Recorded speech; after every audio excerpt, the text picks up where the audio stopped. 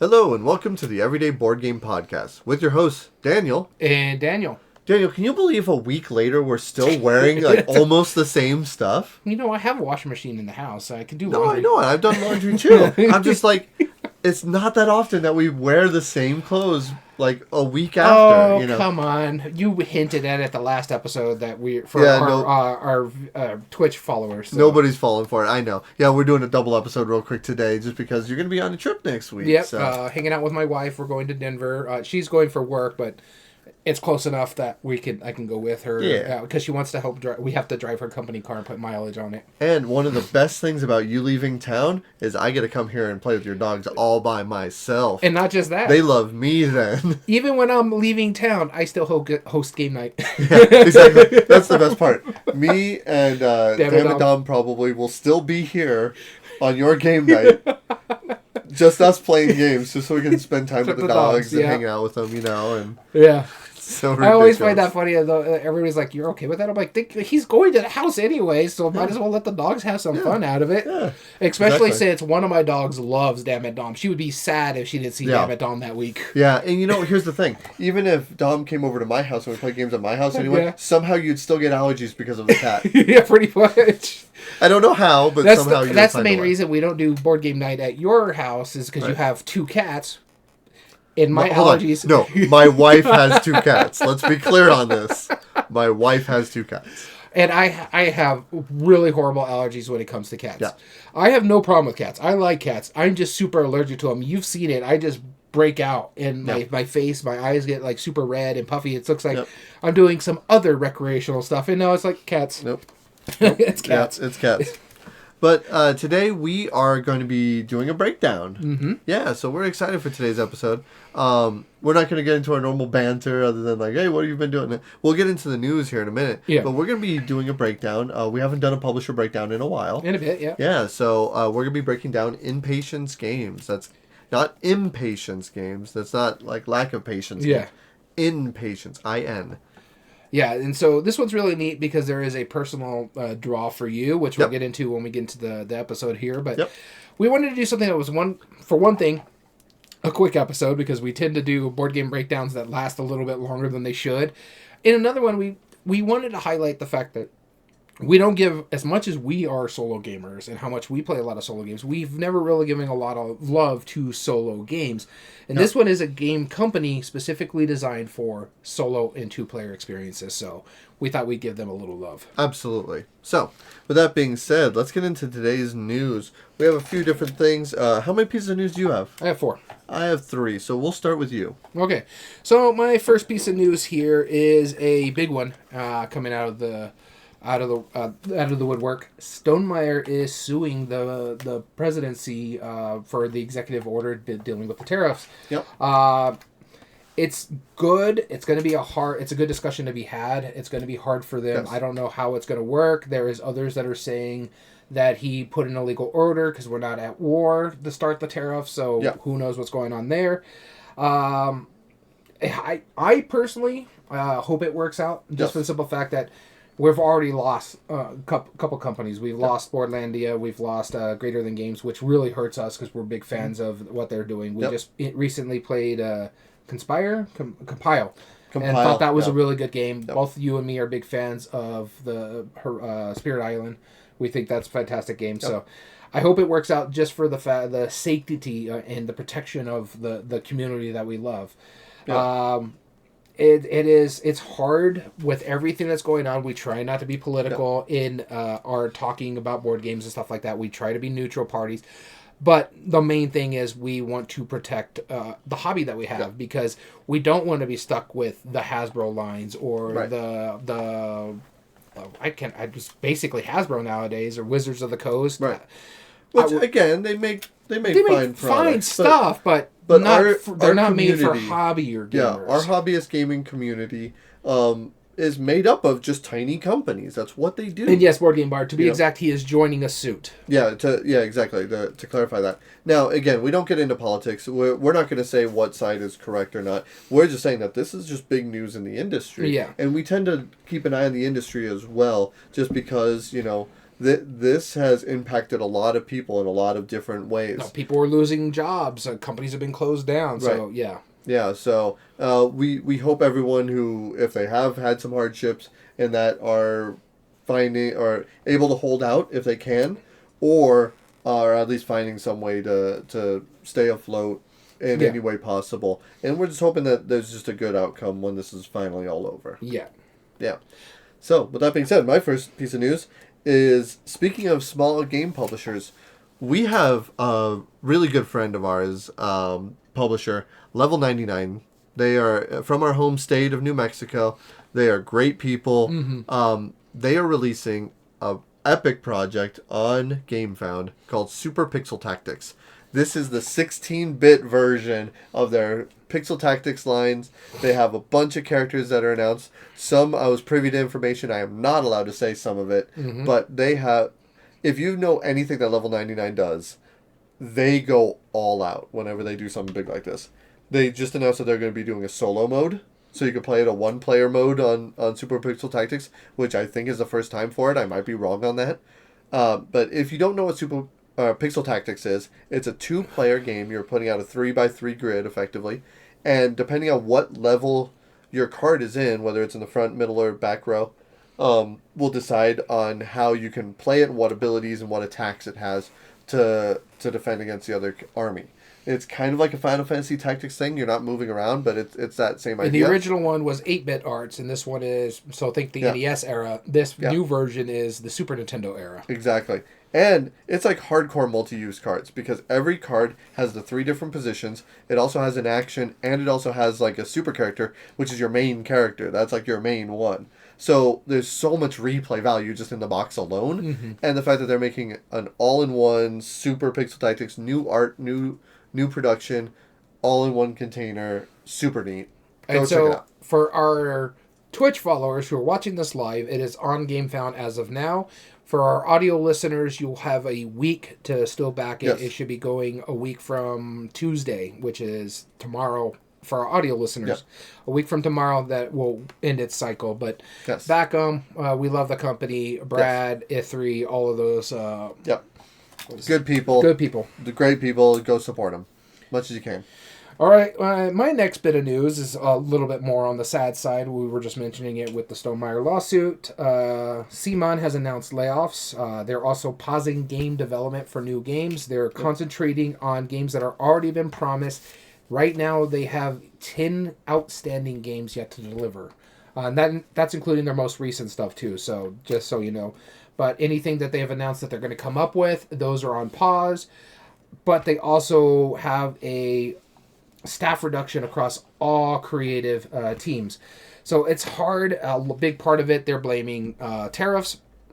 That is not the whole issue, because if you looked at their quarter reports, they were already losing money for this quarter. Yeah. So there is some. We're sure that didn't help. Yeah, there are some issues when it comes down to it. So, to our listeners who worked for CMON or who like CMON, this is what's going on there. They are still trying to work on finishing up the projects that they already have out there. So hopefully all those come up and nobody misses out on stuff.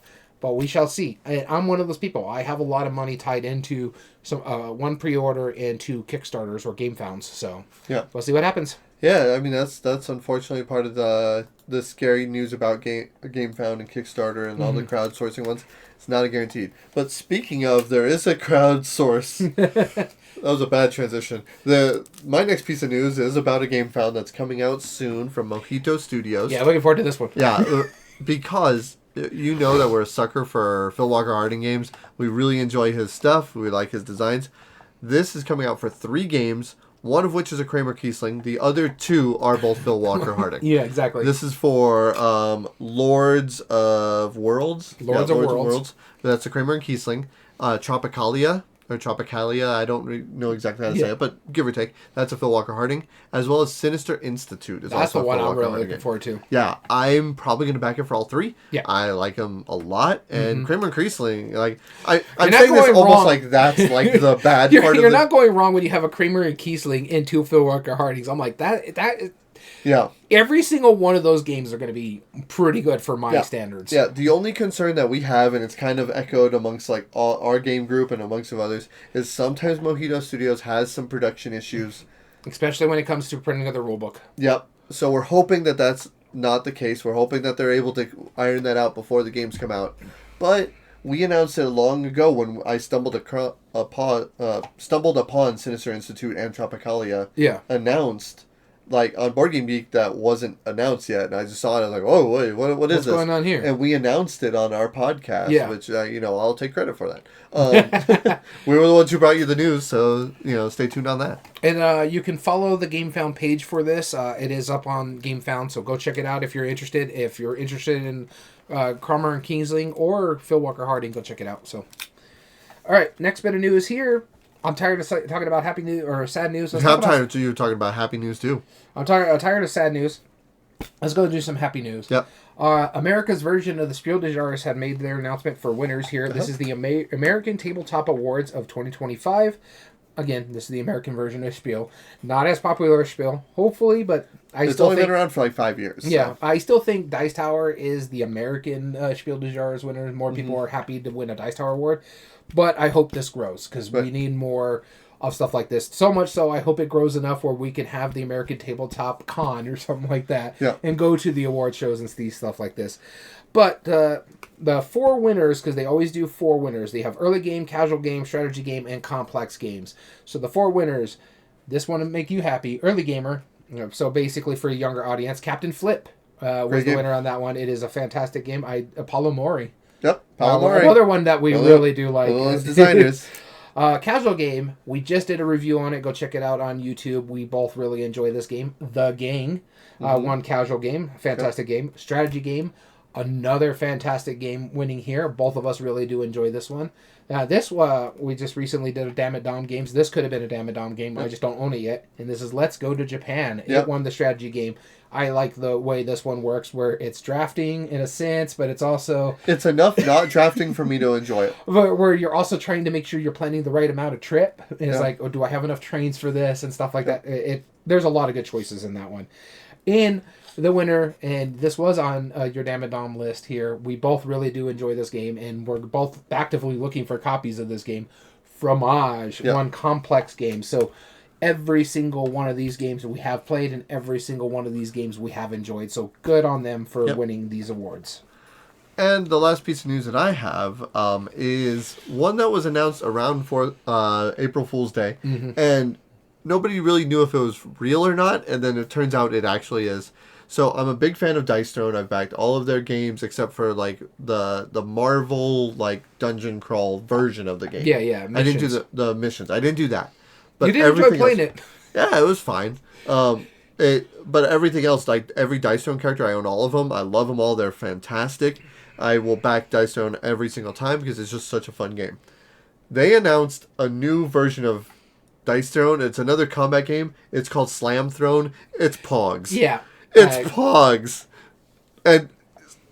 honestly, the thing is, like, me and a couple of my coworkers and stuff, we've been getting into Pogs lately, like, a little bit more. It just has kind of like a back joke, right? It's like, let's throw down some Pogs, and we'll bring out, like, a tournament set, and we'll start playing at the shop, and people are like, is that Pogs? Like, what is going on here, right? And we're just having fun with it, and it's just a silly circumstance. And the fact that it's like, okay, this is cool, that they're having a head-to-head, like battle system of Pogs, that's your life points. It's so nostalgic. Dumb. That's the issue. It's so nostalgic. Yes, it's so dumb, and it is a game of skill. You also got to think about this fact, Masmos. We're millennials. We only live for the nostalgia. That's right. Nostalgia, millennial brain rot. That's all we do, right?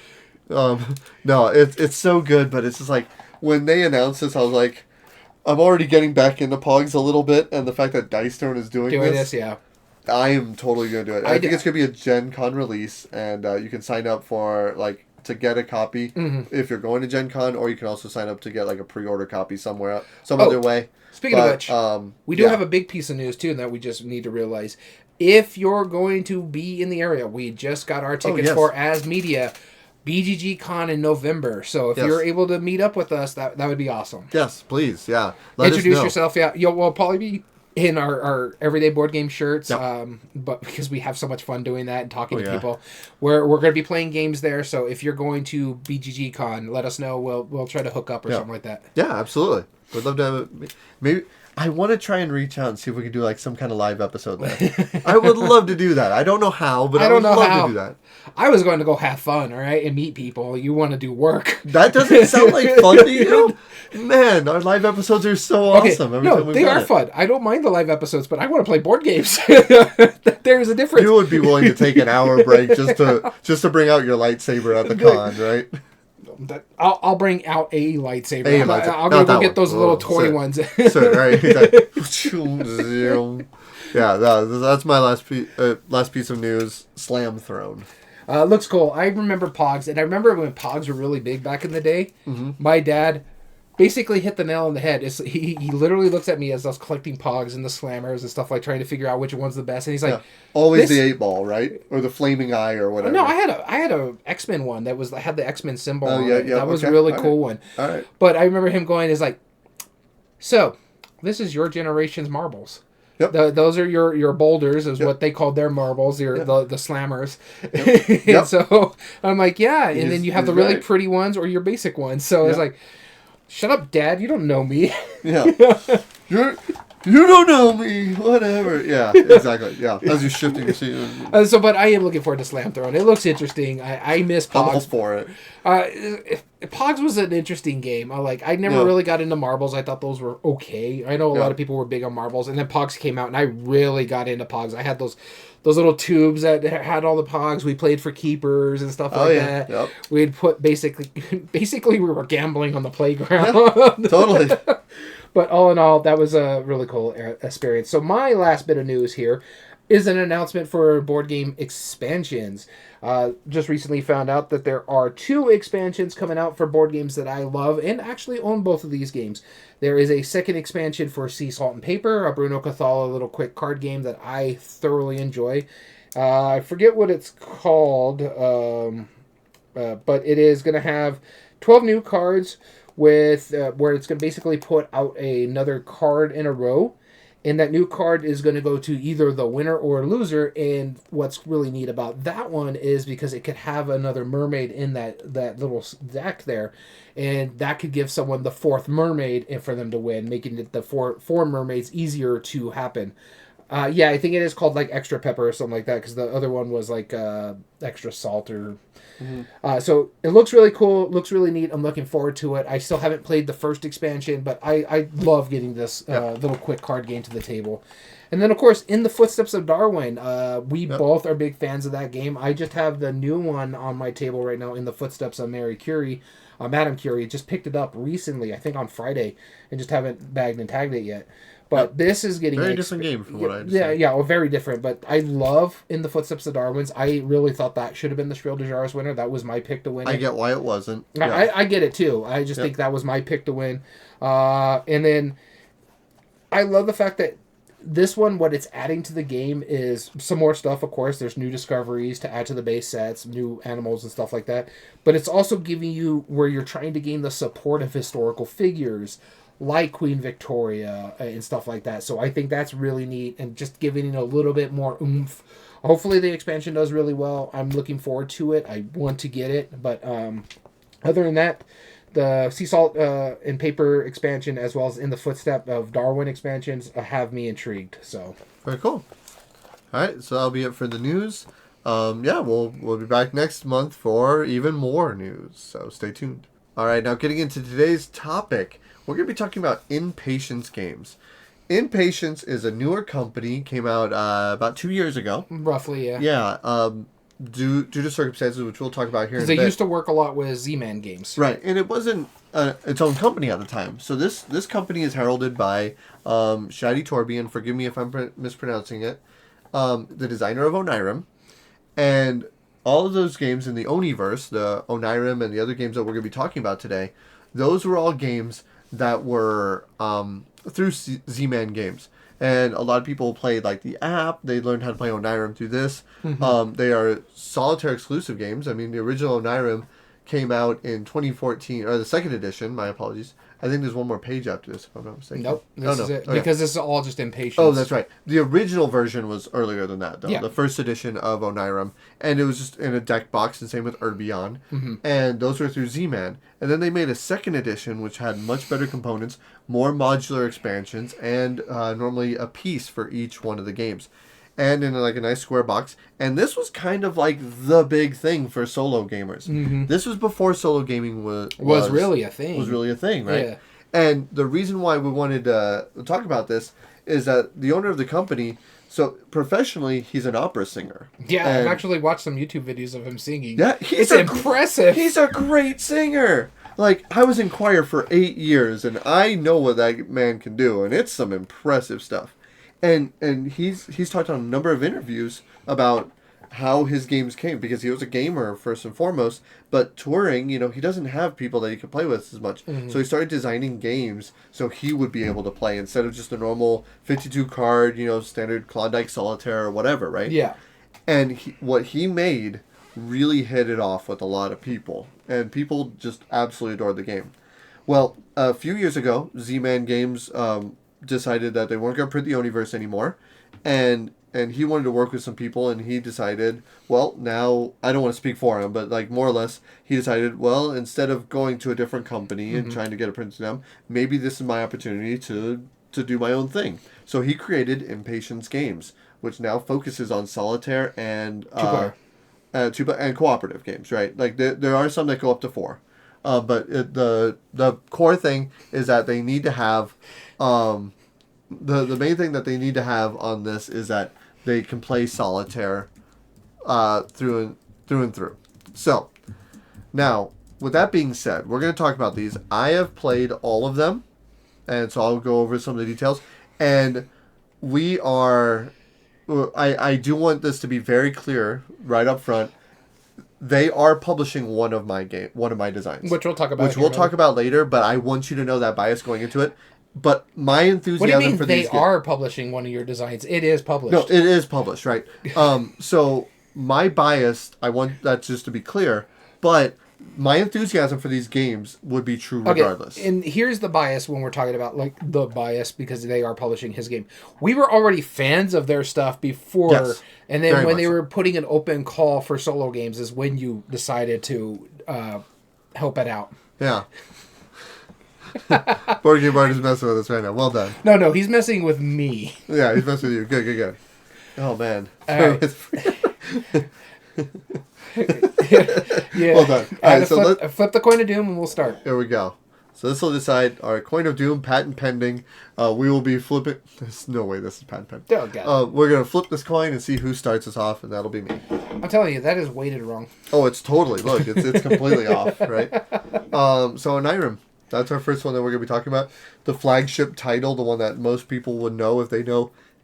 Honestly, still my favorite so far that I've played. I haven't played all of them like you have, but right. I easily go back to this one more than any of the other ones. And this is probably one of my most played apps too. It's no longer on the App Store now. You can still probably download it otherwise. But what this game is I'll read the first part of the description here, and I'll explain our experience with it. So you are a dreamwalker, lost in a mysterious labyrinth, and you must discover the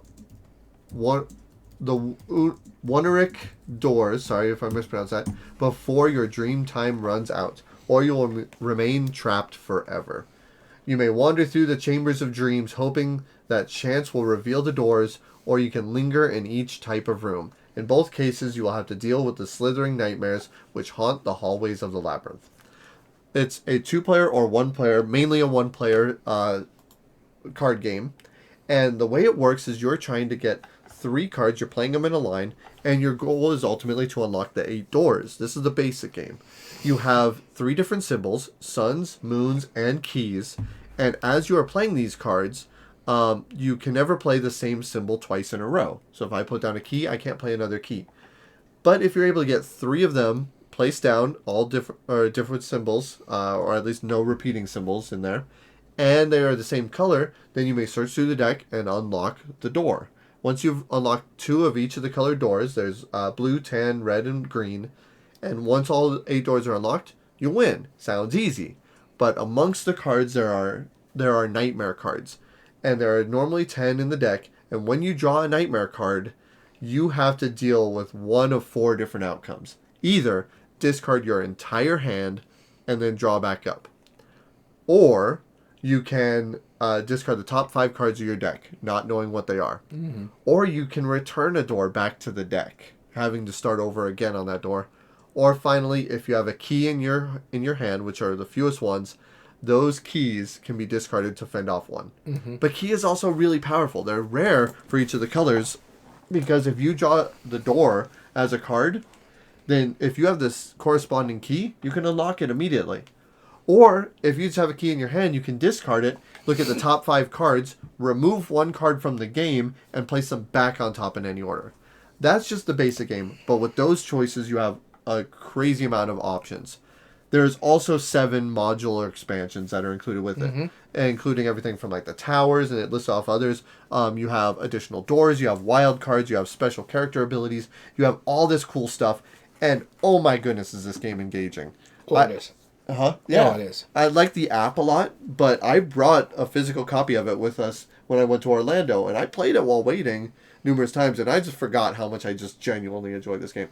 Great production, good pieces, great art. I like the art on this a lot. I know it's divisive, but I like it a lot. And the thing about it too is like the production quality in this game is not hurting. Like every single one of this stuff follows the same line. The art is pretty much the same. The pieces and components are pretty much the same.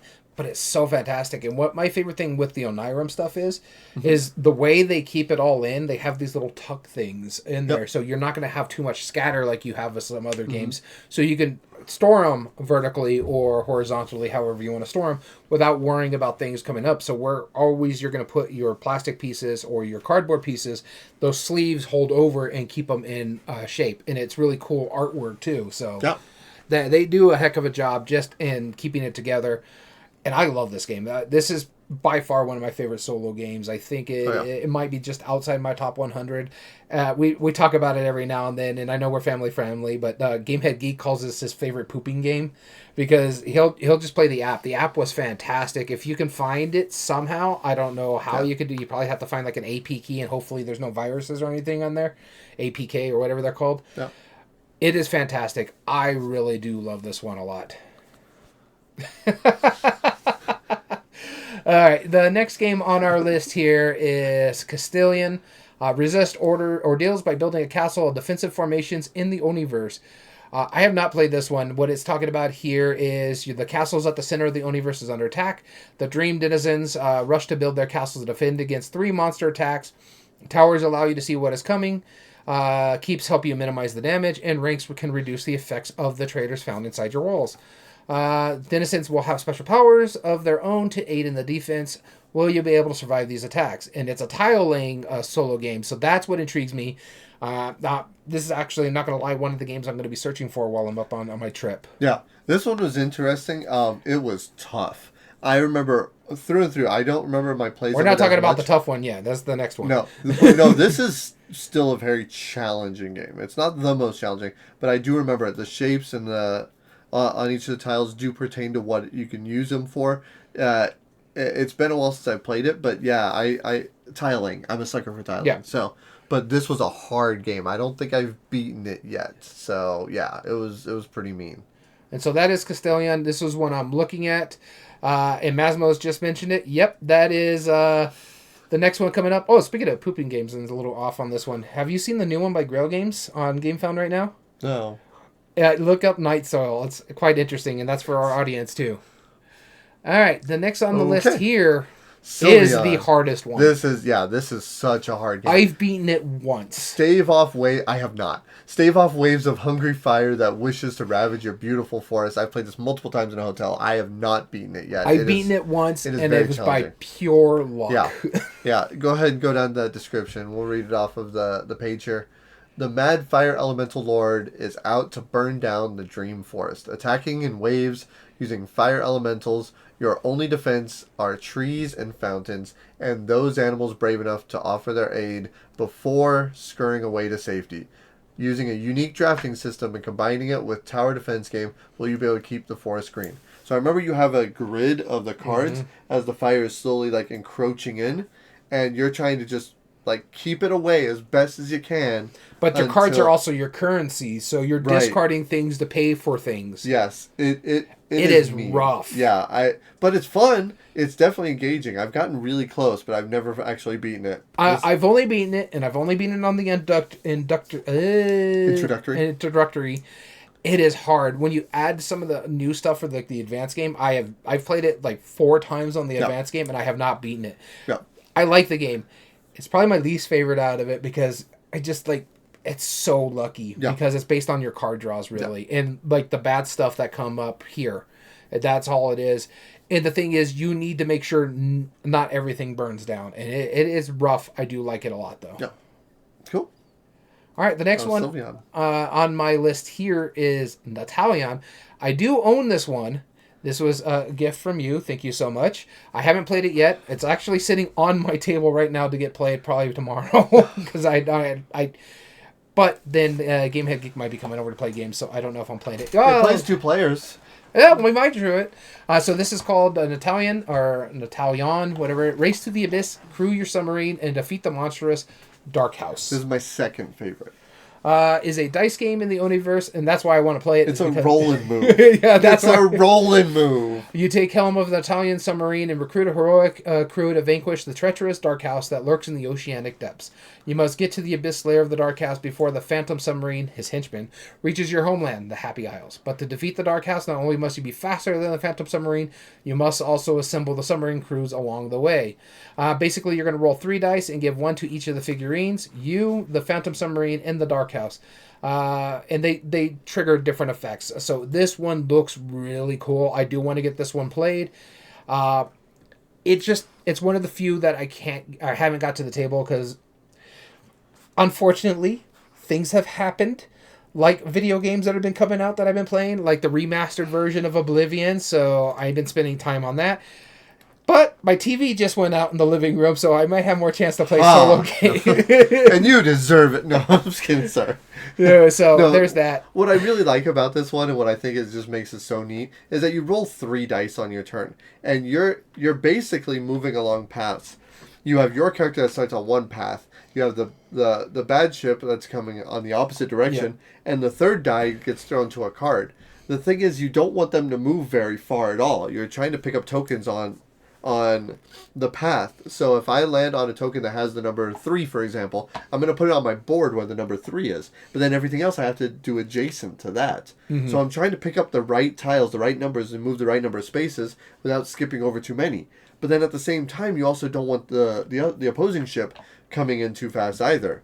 But the third die you place on a card, and if that number is too high because you're not feeding enough high numbers to the other one, you'll get penalized as well. So it's so neat how it works is that they're both eating up tokens and you're trying to get what you need to the right way, and you're trying not to let that take up the last of a certain number of tokens because then you can't win. It's super cool. No, like I said, I want to get it to the table. I just haven't. Honestly, sometimes it's hard for me to get solo games onto the table just because my mind is not into it. I'm just impressed when anybody can take a roll and move and make it cool. I might take this with me while I'm up in Denver because there's going to be times that I have to spend free time while waiting on my wife. Sure. So I'm taking this one. I know I'm taking 4 Northwood because that is just one of my favorite games to play. But that's one of the things I'm thinking of taking this and putting it in my backpack and taking it with me. Awesome. So this next game coming up is my second favorite of the Oniverse games. It's ironic that we're getting the opposite. Yeah. Arion. So, breezy game where you build giant weird kites. It really is. Yeah, that's really what it is. You are an airship, right? That is an inventor of flying machines used by dreams to traverse the skies of the Oniverse. You have been challenged to build a new fleet, the most beautiful ever seen. Now you must roll the dice to acquire the components needed to build the airship. Show the cards real quick. So I want to show kind of how this works.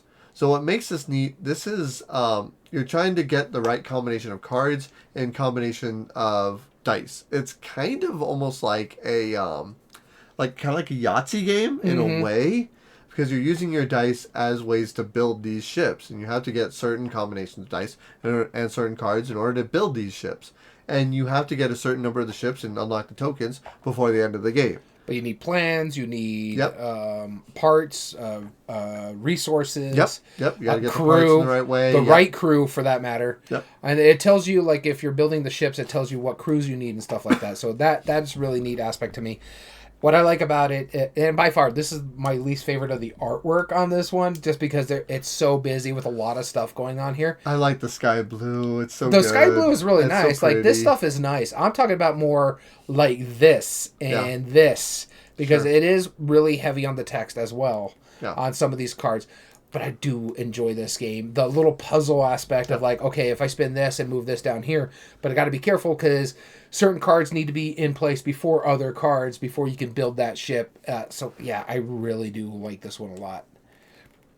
What is this one? Arion? Arion, yep. All right, moving on to the next one. I think this is... so this is me, right? Stellarion. Yep. Observe the stars, planets in the universe to launch spaceships at the right time. Now, I have not played this one. I think you have, right? Yes. I've played own them all. Yeah. You're the director of the observatory with your telescopes aimed at the stars and planets and nebulas of the universe. You're ready to launch daring spaceships into the sky.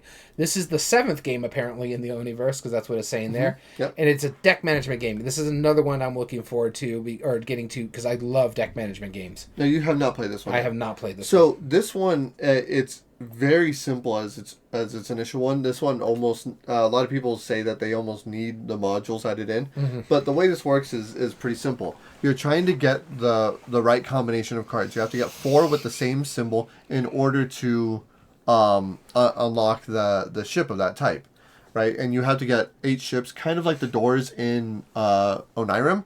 But what makes this different is, like, so each of the cards has a first symbol and a secondary symbol. It has kind of like the alpha, beta, whatever symbols on top. Those are the ones that you have to unlock. So in order to unlock this one with the Y, you have to get 4 cards that show that symbol on it.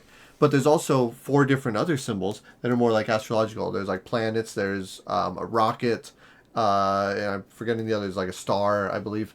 And those can be used for abilities. So if you ever discard 2 cards that have the same ability, then you can use that ability, which will help you manipulate the piles to try and lock in or store cards or get them in a spot where you can then get the 4 of a kind.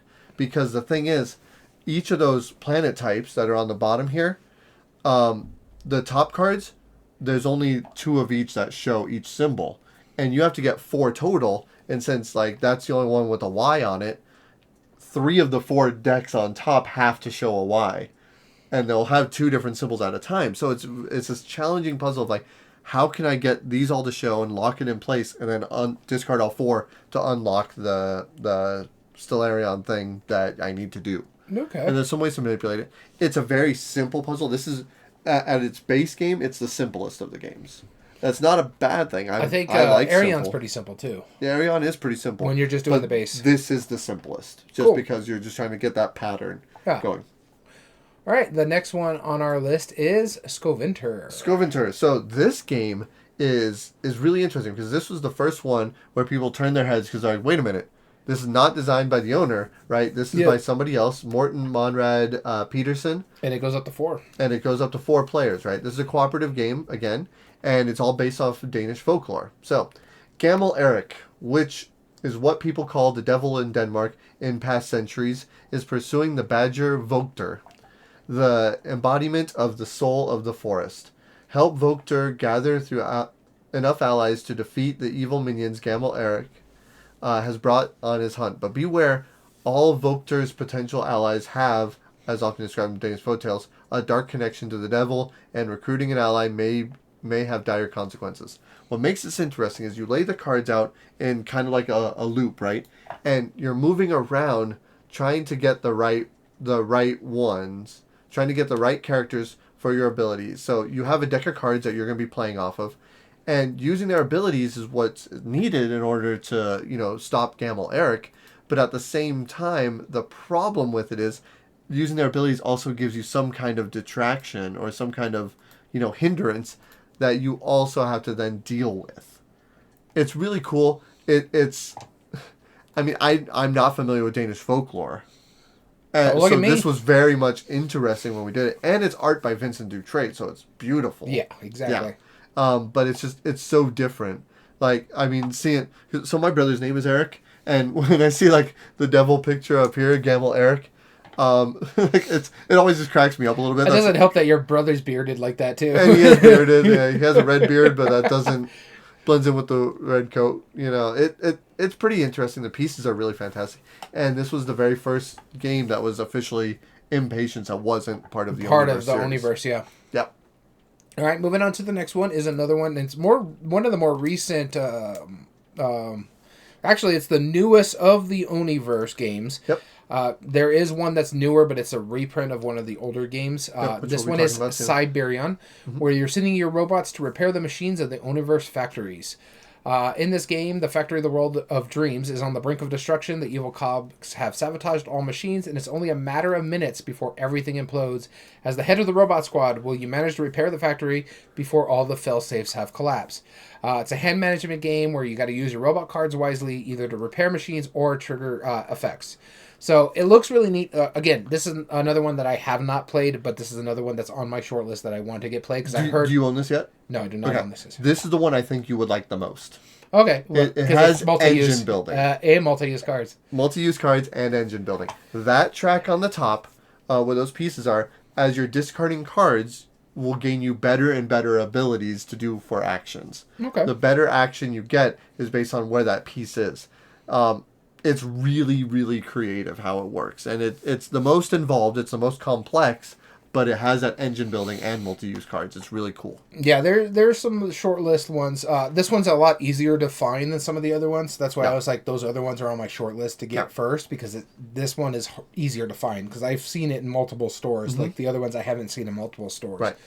But yeah, no, I'm interested in this one a lot. And I heard a lot of people, this is the saying, like, Sylveon and not Siberian, the one we just talked about, Stellarion and stuff like that. They're not as strong as some of the other Omniverse games.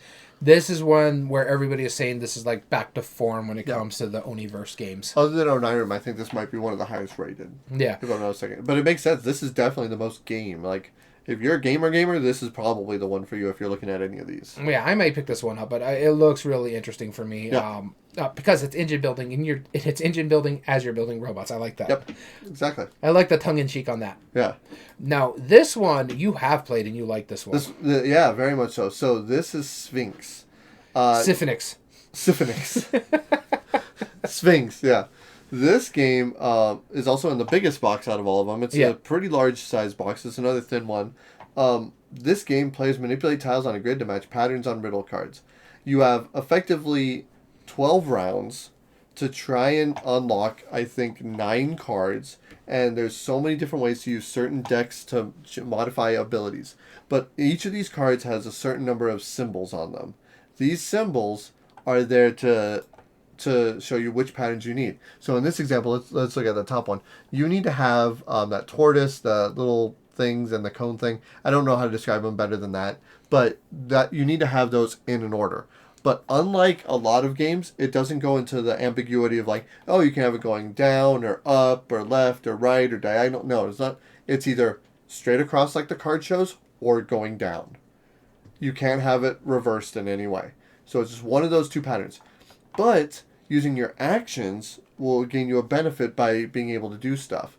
You can use a certain number of your actions per turn, and that will let you manipulate the tiles, whether it's swap them around, whether it's trade out tiles, whether it's like Pac-Man shift a row or column. You can do all sorts of different things.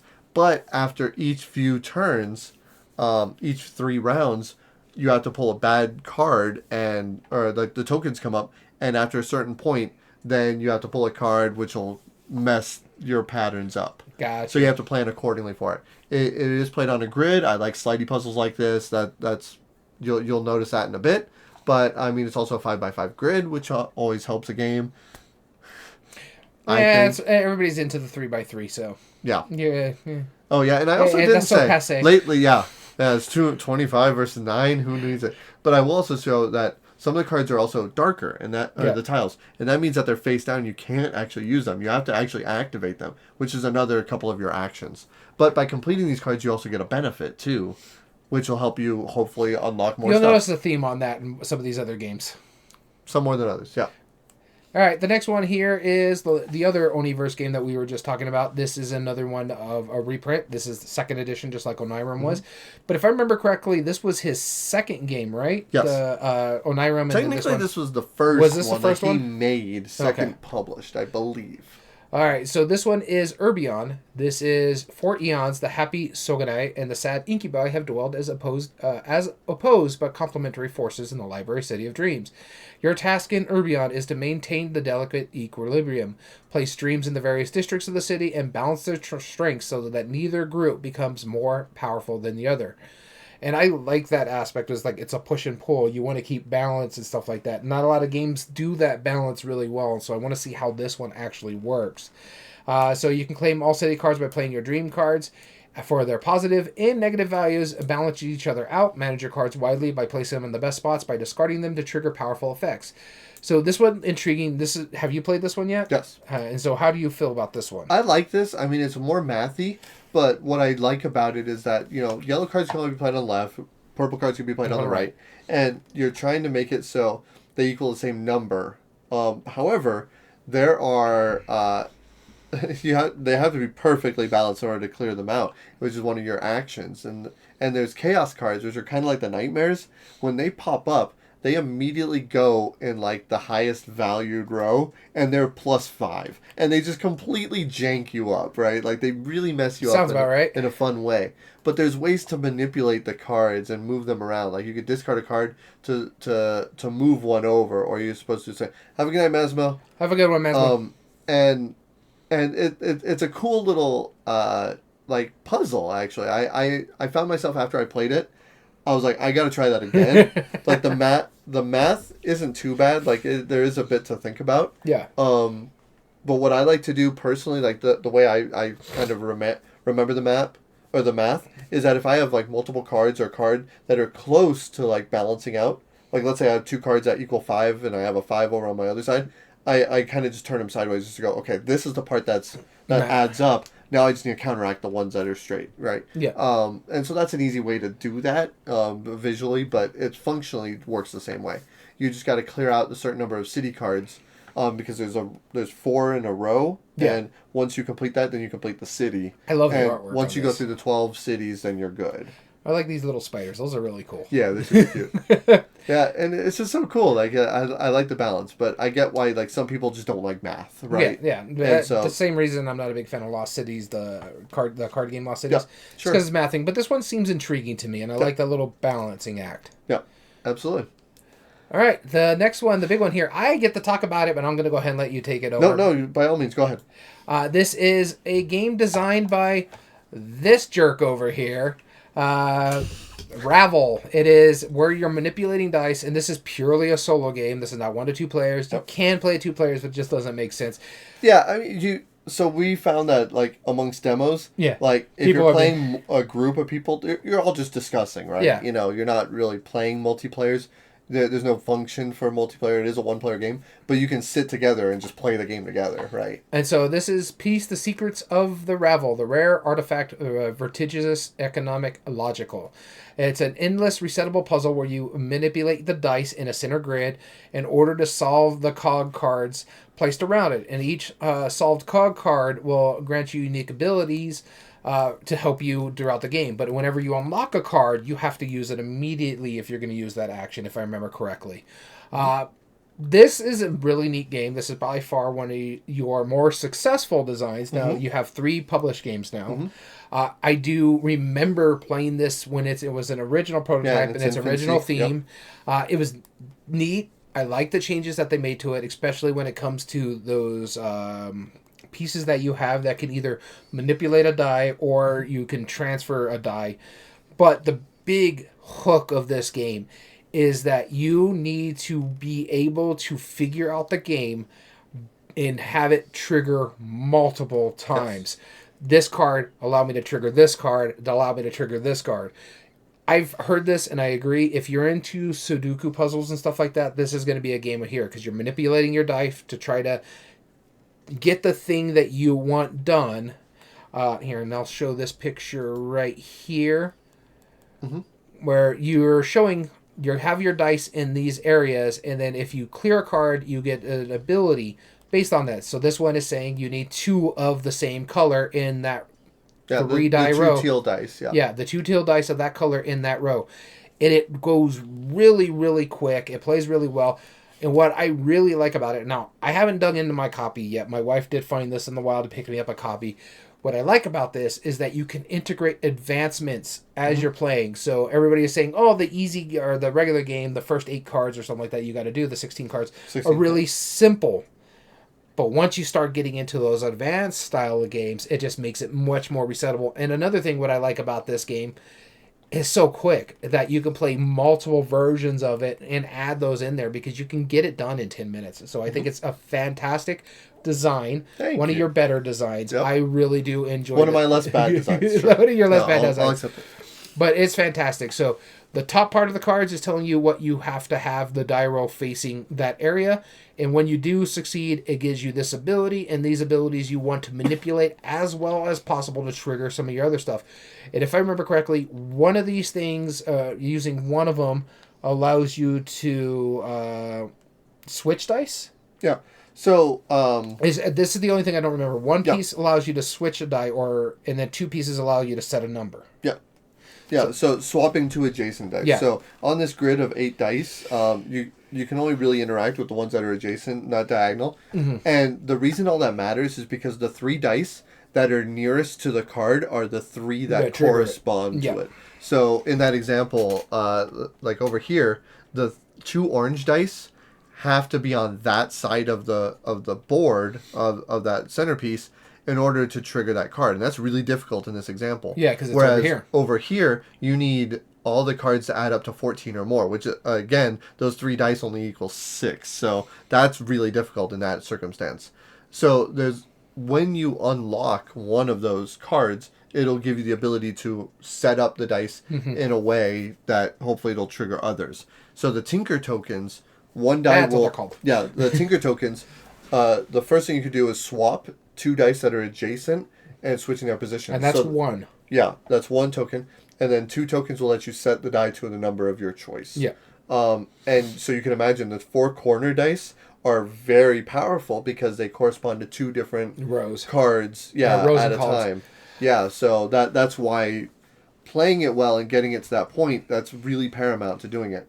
But there's all sorts of abilities, like benefits. Like this bottom one, if you're able to do it, you can move a card from the top of one stack on top of another stack, which would actually move that one where you need the 2 red over to the other side. Yeah, and then you could trigger that, which would then flip a die, which hopefully would make that a bigger number, and so on and so forth. That's the idea. Yeah, and so I like that aspect of it. Is like you want to make sure you're triggering these cards and using their abilities. Yeah. And I love the modularity of it. You can make it as hard as you want, and there's different ways of doing it by adding the advanced cards and limiting how many of these Tinker tokens that you have in your pool.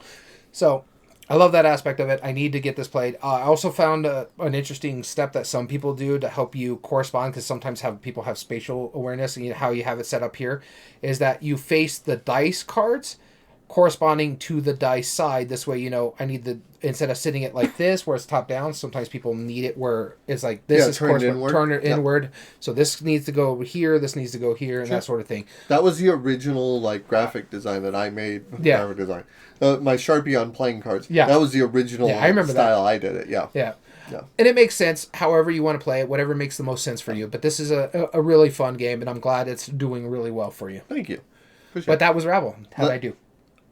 Did pretty good. You got to hit me up afterwards. This way, I got to get my money.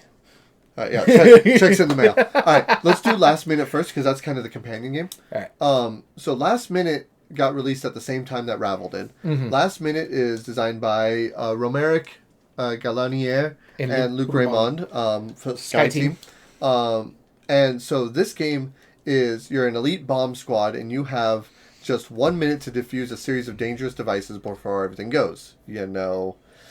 Will this be your last minute? Cooperative, real-time game, 1 to 4 players. We played it as a 3-player game. Okay. I've played it as 2, and I've also played it as 1. Best way I heard the scripting, you described it this way. If you like Fuse, but you want to play with cards instead of dice, this is the game for you. Yeah, and it's cleaner than that, right? It's way quicker. It's nice and succinct.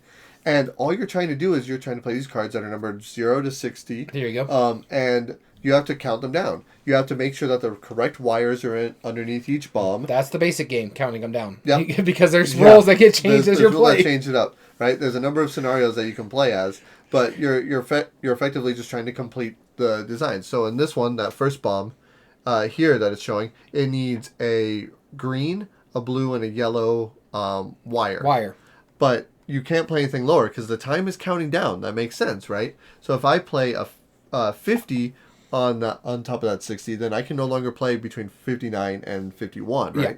You have to be descending in order to continue playing cards, but you got to make sure that each of the wires for each of the bombs are fulfilled. That's what you got to do. And you can discuss plans before, but as soon as you pick up your cards, you go.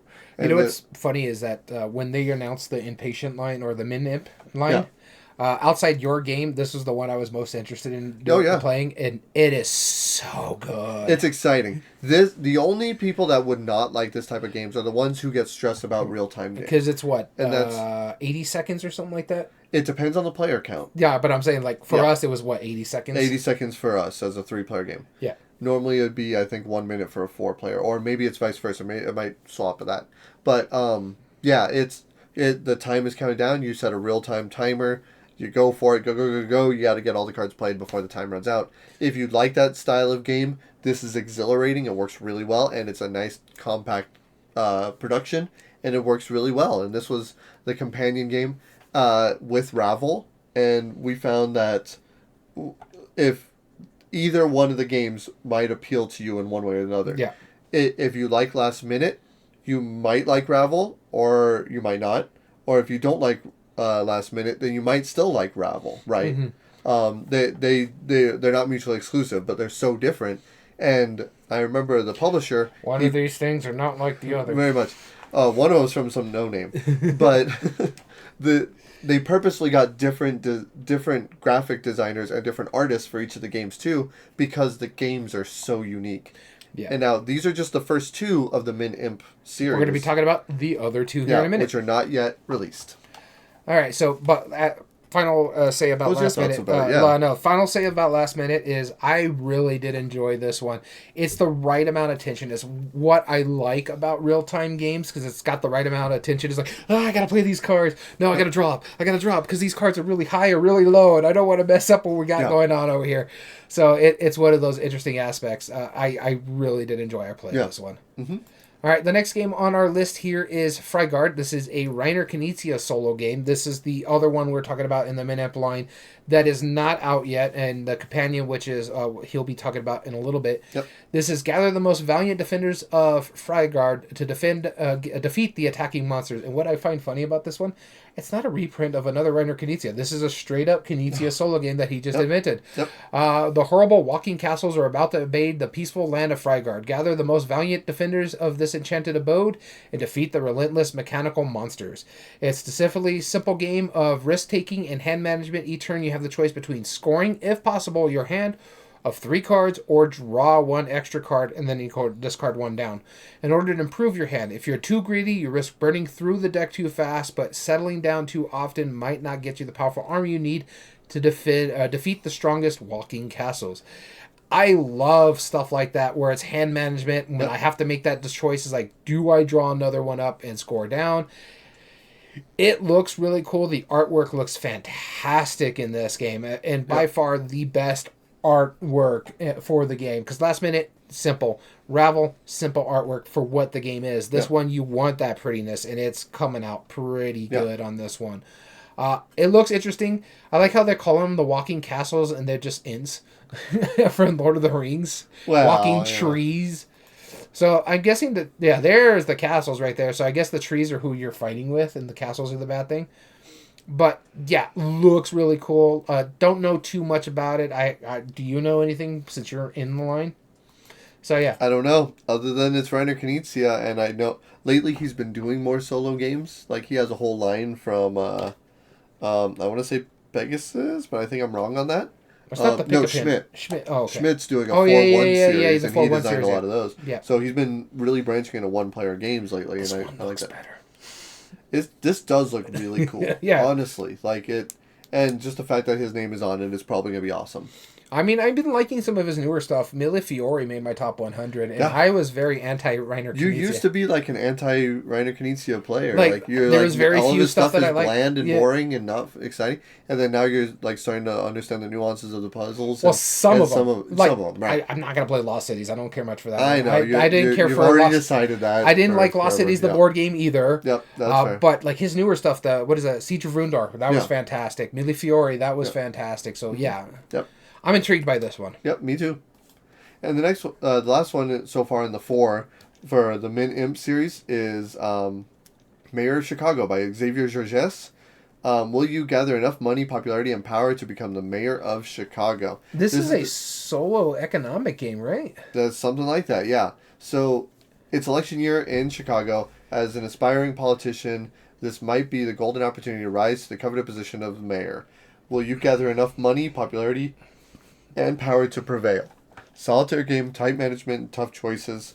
Each turn you draw a city card and decide whether you want to use it to expand your knowledge of the Windy City by laying the card on as part of the map, or hire an assistant depicted on the back of the card to benefit from their special power and scoring abilities. Multi-use card game, I'm down. You know you're down, right? Only by managing shrewdly your resources and the powers of your assistants will you be able to gather enough votes to be elected. Yeah, and there's no pictures of it yet. Here's the cover if you guys want to see it. There's the cover. Again, awesome art. Let's see here. Adrian Cantone and Sonja Konak. Those are the designers. And Xavier Georges, he's a pretty well-known designer. Yeah, those are the artists. Xavier Georges is the designer. No, that's what I'm saying. Those are the artists. Xavier Georges is a designer that's pretty well-known. He made Trois, and he made a series of other games that are really well-known in the Euro game market. Yeah. All right, moving on to the next games, and these don't have any pictures. I think these were just recently announced for 2026. This is Carnivorous. Gardener robots need to stop the rampant growth of deadly carnivorous plants. This is an Inca and Marcus brand. I think this is in the Minip line as well, right? I don't think so. I don't think it will be. 1 to 4 players seeking to end world hunger with giant apples. Scientists use the discovery on the wrong plants, and now the apples will be feasting on them. Soon the rest of mankind will be snacks too, unless you brave gardener robots, the only non-vegetable sentient beings in the lab not yet eaten. Take care of this infestation. In this 1 to 4 player cooperative game, Carnivorous, players must allocate their dice to trigger actions, run through the lab, fight plants, and resolve crisis cards that increase their knowledge of these aggressive plants. Only by the best use of dice results will allow you to stop this rampant, deadly growth. This has me intrigued because I love Ink and Market brand games. Yeah. I love cooperative games. I love using dice to trigger abilities. Yeah. Yeah, this one, I can't wait to see what the... Yeah, I'm very curious about this. And Vincent Dutray art on that one. Yep. That's all we need to know. It's a 45-minute 1 to 4 player game. So I'm looking forward to checking that one out. Gardener robots need to stop the rampant growth of deadly carnivorous plants. That's so fun. And the final game that we're going to be talking about, also announced, and I believe for 2026 as well. Yeah, it's not technically announced, right? There's no information other than that it's from Jim D. Cove. Who is an interesting designer. I'll explain that later. But messengers need to navigate through a labyrinth. Let's see. It's called Mazing. Mazing. Once upon a time, 2 allied realms dwelled in peace, but between them stood an ever-changing labyrinth. Every morning, each ruler would send 2 messengers to visit the other realm. It was paramount that these messengers reach their destination for the well-being of all that depended on it. Mazing is a solo or 2-player cooperative game. To win, you must make sure that the green messengers reach the starting point of the pink messengers and vice versa. To do so, you have to move the pieces on the board shrewdly and make sure to avoid creating too many roadblocks or dead ends. So it's a maze tile-based game. He's an interesting designer. Click on his information. This is what makes him a neat guy. He's been designing for a long time. He has his own. He's a publisher. He's done over 100 games. Some of them have been like abstract strategies. Some have been wooden made. A lot of his games are like wooden based games. Mm-hmm. And it's just, he's been around for forever and a half, right? But yeah, it's just, his games are very different and unique. And the fact that since he's been around since the 80s publishing their own games, I'm curious to see what's going to happen with these. Yeah, so with that being said, that was the last game that we know about coming out for inPatient Games. Yep. Let us know what you guys think on which is your favorite that's coming out here. That's not true. I know of one other, but I am not allowed to say. Stay tuned to our news, and when we can say it, we can say it. Yeah. So, but this is inPatient Games here. Again, we wanted to give a little love to solo games and solo players, as well as some wine. And the thing about inPatience as well is that it's not just Oniverse games now. No. There's a bunch of designers, and it's not just solo. There were some multiplayer games that we were talking about. Yep. But all in all, this one of our favorite companies that we like looking into. Yes. So with that being said, that was inPatience for you all. Let us know what you think. What was your interesting ones on these ones? Oh, man. I mean, I like Nautillion a lot, right? Mm-hmm. But I'm curious about Mayor of Chicago. I'm really curious about that one. Genuinely, I'm really excited to try that. Although, I mean, yeah, the Kinesia one sounds good too, Fragard. Like, it almost like a press your luck, like when to time it. Like, that's an intriguing idea. I love how simple it is, how elegant it probably is. It sounds like a style. How about you? Fragard is one that I'm looking forward to because it looks really interesting on aspect. Out of the Oniverse, I do want to get my Natalian played, but Siberian is one that I'm really intrigued by. Out of the new ones that are coming out, Mayor of Chicago seems really interesting to me as well. I did really love our play of last minute. Ravel's really fun. He doesn't want to toot that horn, but I'll toot it for him. But remember, in the mail. Yeah. It better be. With that being said, I really do enjoy a lot of what inPatient's going for, especially since I've been soloing a little bit more lately. Change for $1. With that being said, let's close this one out. Yeah, so we want to thank you so much for listening today. If you ever want to contact us directly, you can email us at everydayboardgames2020@gmail.com. But that's to enter in future contests. Hint, hint. Or to say hello or give us ideas for future episodes. Also, we have an Instagram, instagram.com/everydayboardgames, where you can find games that we've been playing lately in our game groups or random stuff that I tend to post. As well as all video re-uploads and reviews are found on youtube.com/@everydayboardgames. And if you like what we do, there are 3 things you can do to help us grow on the platform. Subscribe if you're not, like the video, and comment down below and tell us your thoughts on the subject. We also stream our episodes live at twitch.tv/everydayboardgames. And join us like our friends Masmo, Board Game Bard, Illuminus, and anybody else who joined us tonight on our chat. There's also a new chatter with us. Thanks for popping in. And we love hearing people and your comments during our live episodes. So be sure to follow us there so that way you'll know when we stream live. As well as all audio versions can be found on most podcast platforms under Everyday Board Games Podcast. Those include Spotify, Amazon Music, Podbean, and Apple. So I want to thank you so much for tuning in. As always, I've been your host, Daniel. And I've been your host, Daniel. And we want to thank you for listening to Everyday Board Games. And remember, every day is a good day for board gaming.